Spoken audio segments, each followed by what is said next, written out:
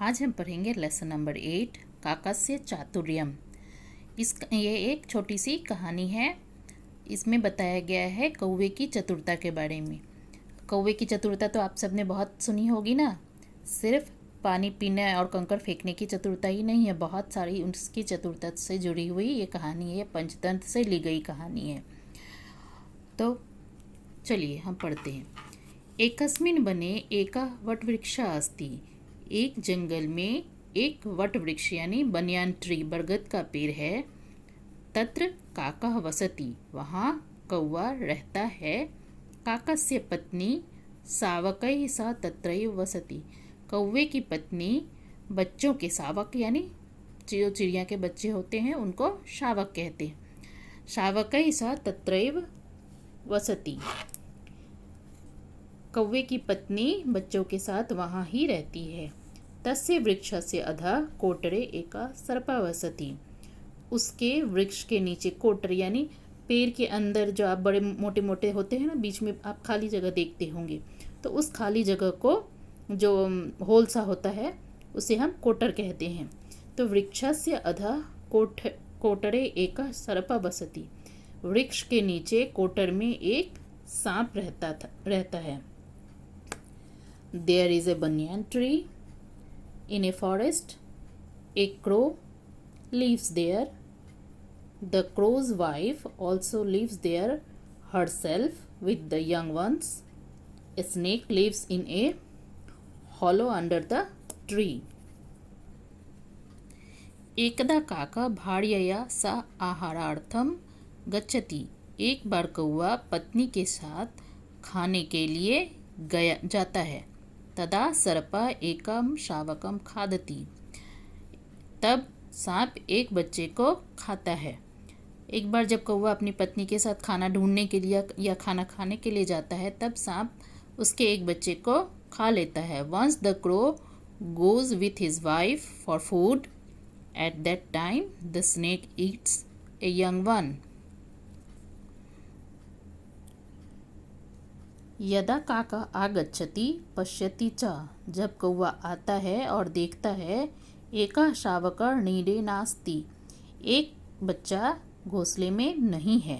नीर यानी घोंसला। वृक्षस्य अधः सर्पम दृष्ट्वा काका वदति।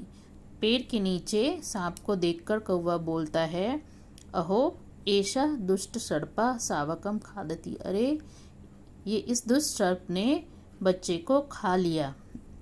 कंचित उपायम करोमि, कुछ उपाय करता हूँ।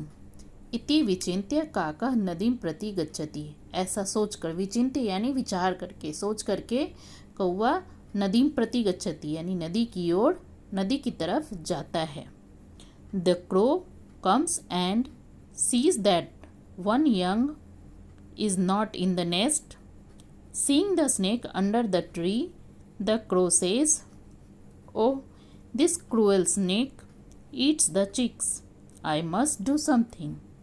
I must find a solution. Thinking thus, the crow goes towards the river. तत्र राजकुमारी स्नानम करोति। वहाँ राजकुमारी स्नान करती है। तस्या सुवर्णहारा नदी तीरे अस्ति। उसका सोने का हार नदी के किनारे है।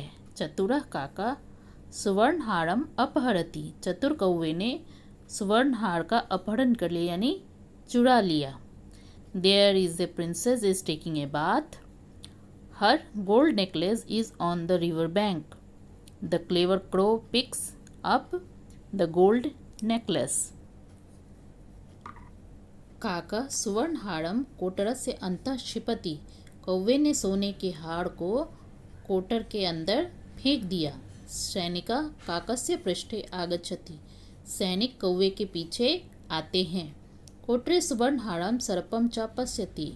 कोटर में सोने के हार को और सांप को देखते हैं। सह चिंतयति, वे सोचते हैं, अहो प्रथमम सर्पम मारयामि अनंतरम हारम नयामि।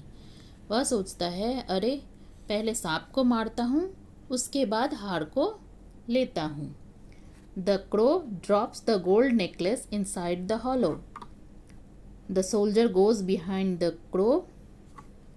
He sees the gold necklace and the snake beside the hollow. He thinks, oh, I will kill the snake first and then take the necklace. सैनिकः सर्पं मारयति हारं नयति. सैनिक सांप को मारता है और हार को लेता है. काकः वदति, कौवा बोलता है. अहो सर्पः मृतः, ओह सांप मर गया. अधुना सुखेन वसामि, अब सुख से रहता हूँ. The soldier kills the snake and takes the necklace. The crow says, wow, the snake is dead. Now I live happily. यानी हम कौवे को कैसे जानेंगे? बहुत ही चतुर और चालाक है. कैसे उसने चालाकी से अपने शत्रु सांप को मरवा दिया और उसे कुछ करना ही नहीं पड़ा. वो बहुत चतुर था, इसलिए उसने ऐसा कर पाया.